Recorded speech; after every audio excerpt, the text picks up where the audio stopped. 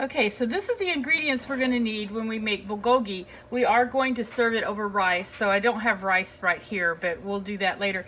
You might be thinking, holy cow, Nana Linda, that is a lot of ingredients. Well, you can do one thing that we're going to make our marinade from scratch, for one thing.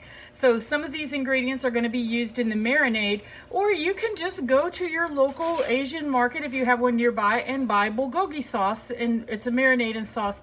So you can just buy this ready-made, but we are going to actually make it from scratch. Bulgogi, like I said in the earlier video, is Korean barbecue.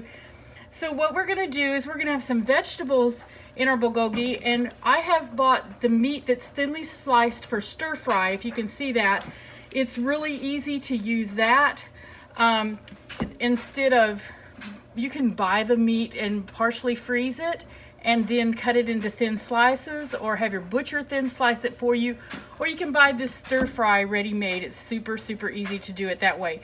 So like I mentioned, we're gonna have some red pepper flakes, we're gonna use garlic cloves, and then I don't have an Asian pear, I don't have an Asian market in my town. I live in a small town in central Arkansas. It's hard to find some ingredients. So I bought a Bosque pear at Walmart. And one of the things that the Asian pear has that the Bosque pear doesn't have is the ability to tenderize. And so we're going to use a little bit of pineapple juice instead of the Asian pear. But if you have a Bosque pear, that is fine. Some people will use a little bit of kiwi cut up in there because that also tenderizes. So pineapple and kiwi are good tools that you can use. We're going to put a little bit of ginger in there, and or also sesame oil. This is something, if you can, let's try not to substitute that. There's some things you can sub, some you can't. Sesame oil has this distinctive flavor, and it's something that really helps with the flavor of the bulgogi. And then also I have Korean, and I ordered these from Amazon, and I'll put links. And this is Korean soy sauce. It's a little bit different than the soy sauce that you buy at the store. So, and then we're gonna have some sesame seeds to put on top. Again, I ordered these online, and I'll put links to the items that I had to order online.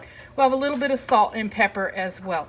So other than just a few of these specialty items like the Korean, the Korean soy sauce and the sesame seeds, and you may be able to buy those at your store, then those are items I ordered online. But everything else I just bought at Walmart.